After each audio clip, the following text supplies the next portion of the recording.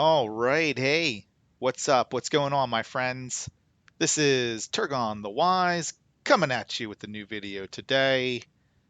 Today, we're going to talk about basically just two things. First, I want to just say I'm not talking about Rings of Power today because I haven't seen the season finale, so I don't want no spoilers on that. I can't watch that until my wife has time to do that later tonight. So we'll watch it tonight, and I will make a video on that at some point just to review not only the season finale but the whole season, holistically. But today, what we're talking about, I want to walk through my top commanders, how I'm using my commanders, how I'm thinking about them, how I'm using their talents, how I'm staffing them with armies, and what I'm trying to uh, match up against when I'm fighting with them. And then we'll do a little bit of a season recap here. Tactics Evolved Server 109. So here's where I'm at. I'm almost at 2 million prestige. Pretty happy about that considering the season and the server that we're on. It's a small server.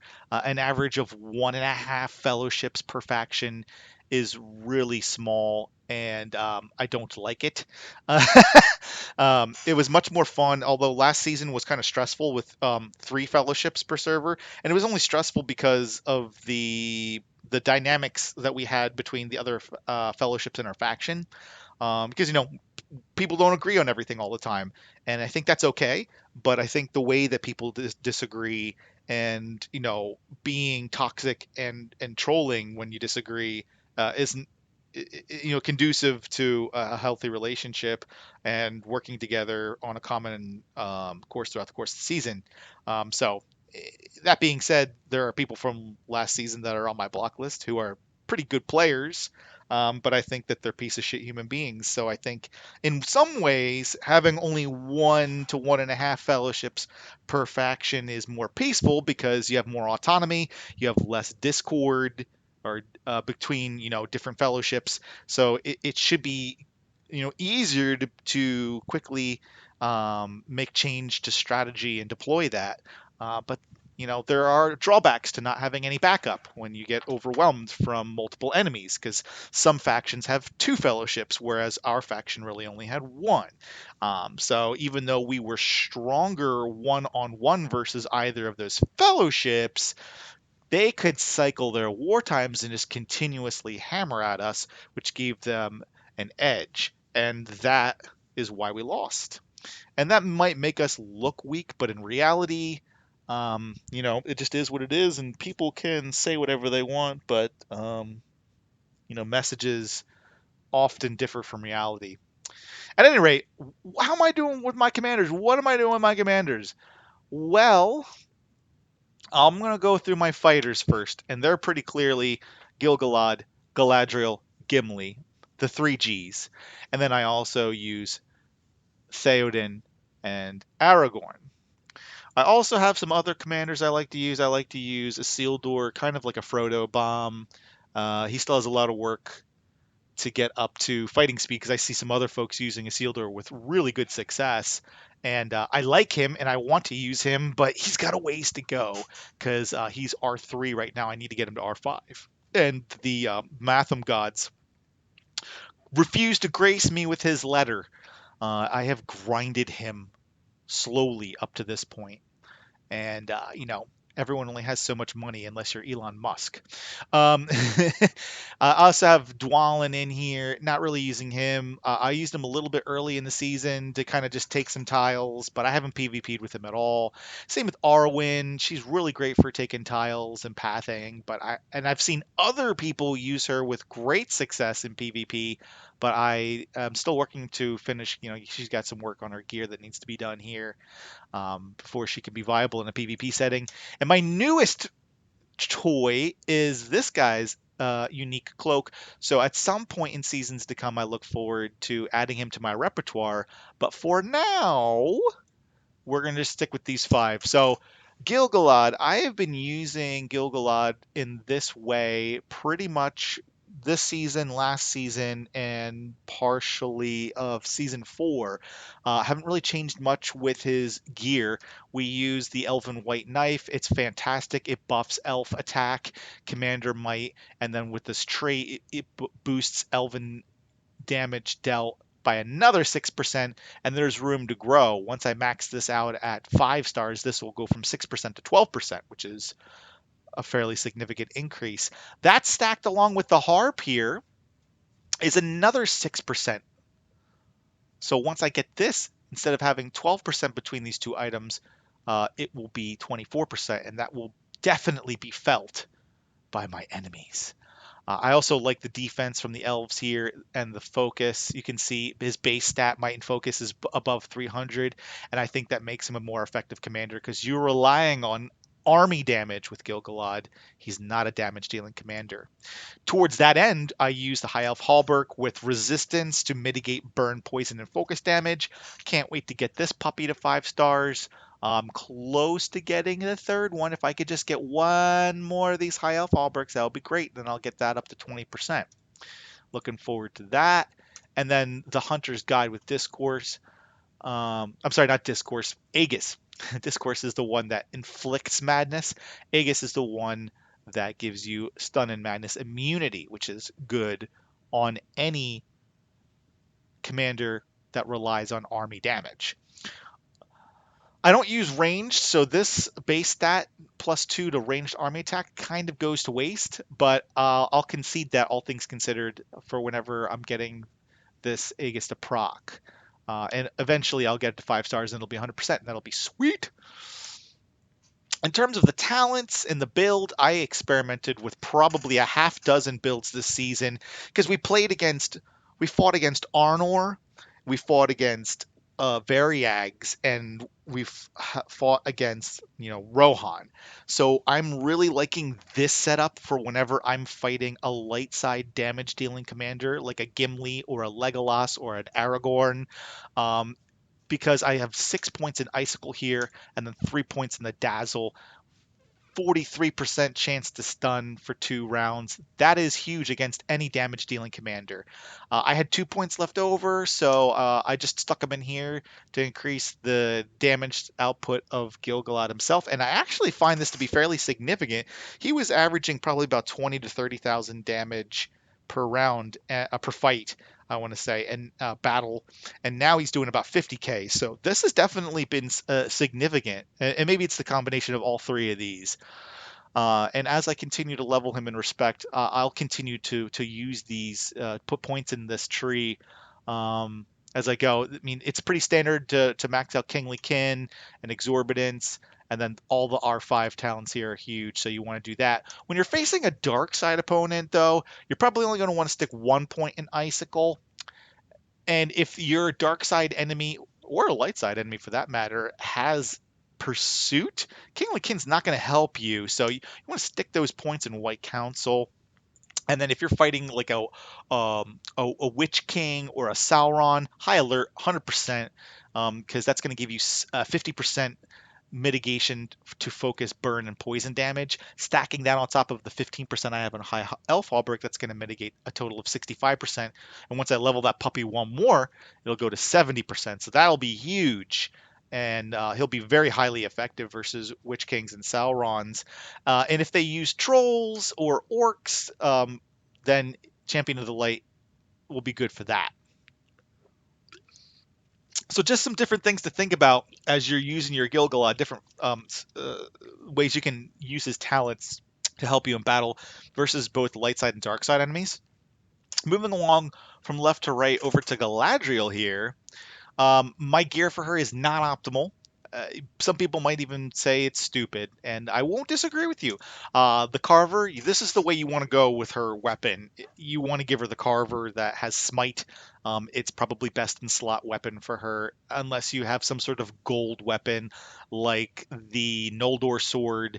That will probably be a little bit better because it's going to give you some more base stat, and essentially it has traits that do something similar to Smite.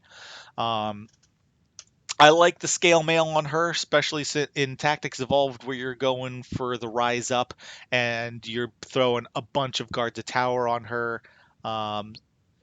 So the allied melee unit damage received -6% is good for the guards of the tower, as well as this defense stat. And then the might and focus is good for her herself. Now this is where it gets a little bit hairy. Yeah, I threw the Arnor cask on her, and some people will be like, "Well, that's stun immunity. He's not really going to do anything for you unless you're facing like a Gandalf." Or a Witch King or something like that, and you're still going to probably get stomped by them anyway, because the third round is going to be where they hit you really hard. I mostly put this on her for the focus, just for the extra focus and the might, which is okay, I guess. And the stun immunity occasionally, I imagine, has some sort of impact in battle, but I haven't dug into the reports to really see how often that is. So idealistically, there's a better helmet for her that'll probably um, do more damage. I had used to put a Gray Wizard hat on her, but this gives her a little bit more focus. The HP probably is better for her, and then obviously this Courage would be better for her too. So I don't know. I might play with that, but I'm thinking about melting this hat and dumping it into my Cask of the Submerged Isle, which definitely would be great on Galadriel or Gimli once I get it leveled up and refined more. The pursuit harp is kind of a waste on her. Again, I'm using this for the focus because I don't really have anything better. I could throw the pipe on her, but I'm going to lose a bunch of focus. And without having the pipe leveled up a whole bunch, the extra healing just isn't going to be worth it. So I like using the Hunter's Mark. I think that increases her effectiveness versus cavalry units, since the mono stack essentially of guards of tower versus a bunch of cavalry units is going to be really effective in giving her pursuit. On top of that, it's going to go through anyone that's trying to do any kind of funky evasion thing, because I know a lot of people like to run Theoden with Shroud. I forget what the name of the piece is actually. That chest piece. Do I have one that I can use? Yeah, this guy, the Scout's Mail with Shroud. So a lot of people run Theoden or Eowyn with that. So having the Pursuit Harp will cut through that like a warm knife through butter. But probably all in all, it's not the best accessory for her, and I acknowledge that. Coming over to her talents, this is pretty much the standard build you want to go on with Galadriel, whether you're fighting light or dark. She's not the greatest versus dark, but you want to do Mistress of Magic first, obviously. 1 point in here and then max out this, and then later you can come back and max this out just to boost her focus damage a little more. Early on, after you max this out and max this out and put a point in here, then you want to switch over to the R5, because this increases her overall focus by an astounding 30%. It's enormously impactful. And then once you max it out, you also get another 15 focus to her base stat. It's huge. You got to have it. After that, you move over to the Ring of Water, so you're buffing, her healing ability. That's really her first healing ability you go into, and then the Magical Barrier to increase the damage, the defense of your units. So that's pretty big. And then points after that, I'm just going to throw into Lady Elorian so that we can increase her healing even more. Nothing should be surprising or new here for anyone who uses Galadriel. The only shocker really should be the gear that I'm using on her. I've never seen anyone use her in this way, and probably there's good reason for that. Moving over to Gimli, I love this guy's unique axe. It's phenomenal. Getting pursuit on him with the 100 focus is huge. He cuts through anyone with evasion, again, like a warm knife through butter. I do need to level a little bit more. Getting it to the 4th star is going to be huge because it's going to get me an extra 11 might, and that is no joke. I'm also using scale mail on him, working to get that maxed out and refined so that he gets a little bit more might from it, since I use the gallant trait. The defense is huge because I mostly am using war rams on him, which is why I use the horseman's helm. That's why I use the ram riders on him, as opposed to, I love calling them war rams. I'm sorry, the ram riders, the T3 dwarven cavalry unit. And that's why I use the horseman's helm on him, so that he gets even more defense to those rams. And then the madness immunity. And as soon as I get one more of these helmets, then I'll be maxing that out. I'll get 100%. And then for now, since I'm mostly fighting light side opponents, I'm loving the Strums of Moria on him with the Bane of Dwarves. If he runs into like a Dwalin or another Gimli that's using dwarves, he just obliterates them because of this accessory, and I love it. 18% damage received to dwarven units is massive and a hugely impactful in battle versus dwarves. In terms of his talents, um, this is what I'm doing with him right now because we're playing Tactics Evolved, and a lot of people like to use monostack melee units. This Lord of the Glittering Caves being maxed out is pretty huge. 25% damage dealt against melee units is significant, as is damage from melee units being reduced by 5% for maxing it out. And then break defenses and heavily wounded are obviously also really nice abilities. They deal significant damage, and then cutting out someone's healing for 2 rounds is pretty big. And then breaking the defense, which I believe I have to check this, but breaking defenses on an enemy unit, I don't know if it stacks with the Rams trample. It may not. In either event, you could be putting break defenses on one unit and then trample on another unit if it's not a monostack army you're facing. So that can definitely be impactful in battle as well. Durin's Blood, you gotta have these maxed out on him. These are what give Gimli the majority of his huge damage dealing ability. Especially versus monostack armies. This, just deals massive damage and reduces their next damage dealt by 50%. That's huge and impactful. Whirlwind is huge, and then this obviously increasing his skill damage is huge. And then just throw your extra points into Experienced Warrior here and a little bit into Collaboration. So if I get him to level 48, then that second point's going to go in here. 49 and 50 will go in here. Or I might put it in here. I don't know. I'll experiment around, tinker around with that. So that's how I use my Gimli. Love him. I'll come back and show you what kinds of unit makeups I'm doing for each of these commanders later. I'm just going through gear and talents while I'm on the screen for these 5 commanders. Next up is my boy Theoden, and I don't use him as much as I would like to because I don't prioritize conscripting horse units as much as the other units, but I do find him to be impactful in battle with this setup frequently, unless he's going against the Galadriel with all those guards of the tower, then he gets shredded a little bit. But I'm using the Mirkwood Bow on him because what I'm going for with him is Bow Knight damage. So I use 1,000. I'm playing Gondor, so I use 1,000 swans and I use 1,000 cataphracts as tanks up front, and then about 1,700 bow knights in the back as my damage dealers, and they have dispersion, so they do extra damage. And then on top of that, I'll show you in the talents mounted combat.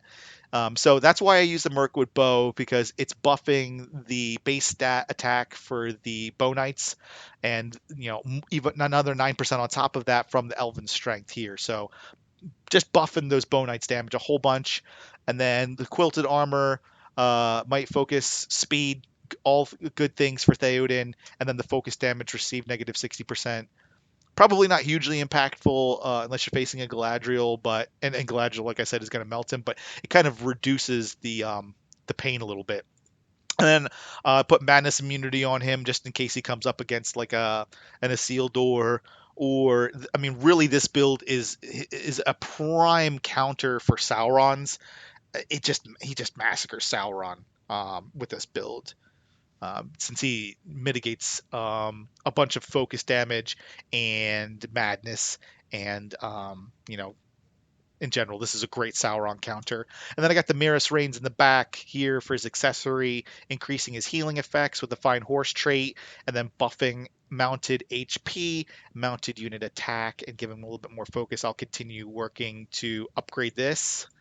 Now we come into the talents here, and it's real simple, folks. Like, you max out Horsemaster, you got to. I mean, plus 5 HP to mounted units and increasing mounted unit attack by 15. You got to have this.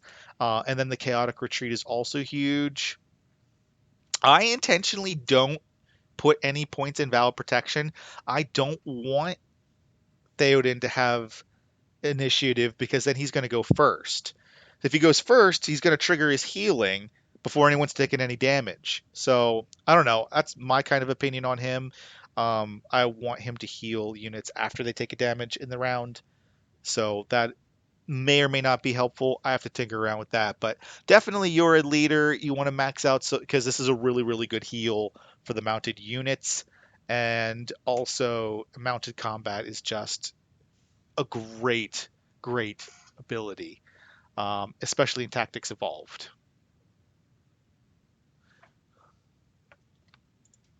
And then the remainder of my points I dump into Rohirrim just to increase damage even more for mounted units, and then this Riding Excellence reduces the damage they receive. So he's all horsies all the time, huge commander, love him a lot. Just don't get to use him as much as I want to because I don't have opportunities to conscript the units he needs as often as I would like, but I'm getting there. My last fighting commander I want to show you is Aragorn here, and I have him currently set up to fight light side opponents, which is why I put Superior Hallberg on him with the melee vigor trait, as opposed to this guy with fire protection. If I'm fighting dark side, I'm going fire protection all the way. And same goes for this helm. Right now I'm using melee vigor on this too. So I'm stacking that negative 6% for negative 12% damage received from melee units, which I think is probably as good as it's going to get versus light side. But versus dark side, I'm going to go blinding barrier and throw knights on him 100%. If I were to try to do that now versus light side, he would only really be effective versus Galadriel, and I want to use him for other stuff. And then I'm using the Heath lane to increase army HP by 3, might and focus, and then give him a little heal here. And then the battle axe with flay, huge. I mean, so much might from that, and then ignoring 30% of a target's defense over the first 4 rounds. Massive, massive, massive damage.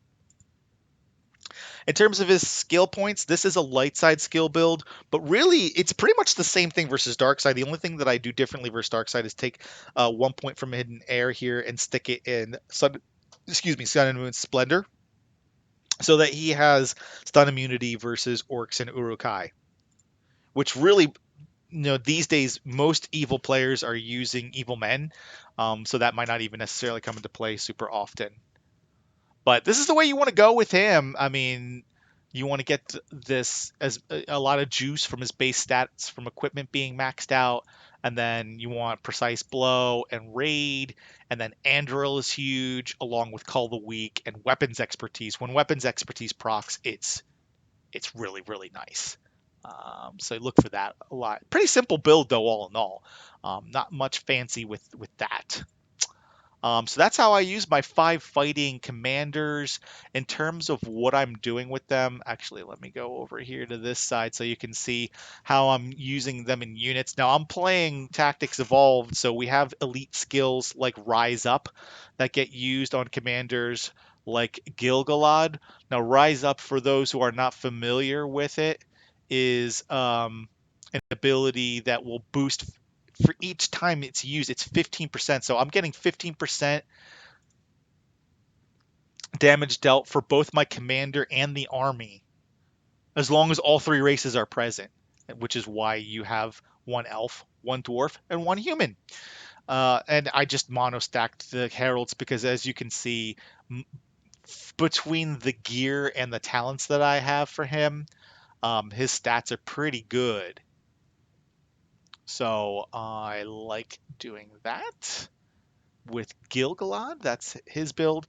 I was using the T1 infantry dwarf unit before, but I have ran out of them, so that's why I'm using just 1 command of the Ram Rider.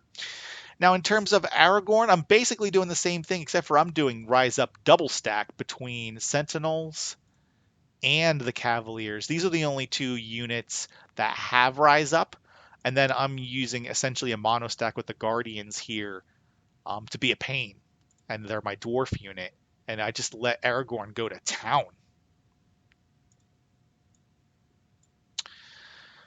For Gimli, I'm basically doing the same thing, except for instead of using Guardians, I'm using the Ram Riders because of that helmet that boosts mounted units' defense. But I'm not doing anything differently. But you can see the defense on him is jacked up between the Scale Mail and the Horseman helm. So that makes him a little beefier. And then I used to use the counter attack for him, and it was really doing some significant damage sometimes when I was facing like all melee units. But now I'm liking the divide and conquer more because it's keeping my guys alive a little longer. So I'm using that now just for a more defensive build because ultimately Gimli's the damage dealer in this army, not the War Rams. So I experimented a little with that and I liked it, but I'm going back to this. And then, of course, I got Galadriel here, who's also leveraging the Rise Up, but only a mono stack. And then I'm using the Ram Riders for the Dwarf unit, and then the Guards of the Tower with Divide and Conquer as the melee unit. Do I have anyone else? Did I miss anyone? Oh, yeah, that's right. I need to go back over here to show you what I'm using. I had already talked through it for Theoden, but he doesn't have all the units he needs right now, so that's why I'm not using him in battle. I need to conscript some more Bow Knights and some more Swans, and I just haven't dedicated myself to doing it yet. But this is what he looks like. Here's his stats. I mean, the Cataphract HP and defense is jacked. The Swan HP and defense is jacked. And then, of course, the Bow Knight damage, HP, and defense is jacked. So I love this setup on Theoden, and I'll get back to using him soon. The other thing to keep in mind is when this remedy effect triggers, it can also trigger mounted combat, as does dispersion. So you could be really triggering mounted combat a whole bunch of times per round to inflict even more damage to your opponent, which is really, really, really strong. And the only reason why I prefer Theoden over Eomer, I have not worked on Eomer personally, but my understanding is Eomer at high rep levels with good gear is stronger than Theoden. So just something to keep in the back of your mind. So that's how I'm using my commanders this season. And that's what I'm doing. When I'm fighting with my commanders, I'm looking to basically use Gilgalad versus just about anyone. I'm not really afraid to use him versus just about anyone. So I'm really anything. I mean, I'm trying to use Gimli versus, he's kind of like my anti-damage dealing commander, especially if the other army that I'm facing is full of dwarves because of that Drums of Moria. So I'm looking to hit Dwalins and other Gimlis or anyone else that's using a damage dealing comm with dwarven units as their base because they're trying to leverage the double rise up like how I am. So he's kind of my counter to that. Aragorn I'm using mostly to counter like Galadriels because there's a bunch of them. And Theoden I'm using to counter like Isildur and Sauron and stuff like that.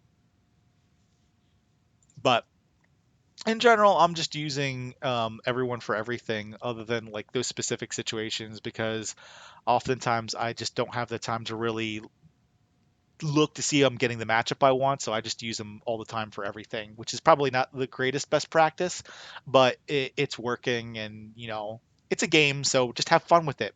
Now, in terms of what's going on with server 109, the season is essentially over. We're just waiting for that countdown to come. Erebor and Arnor have won the ring. Congratulations to them again. They fought against Gundabad and Variag for that honor and pleasure.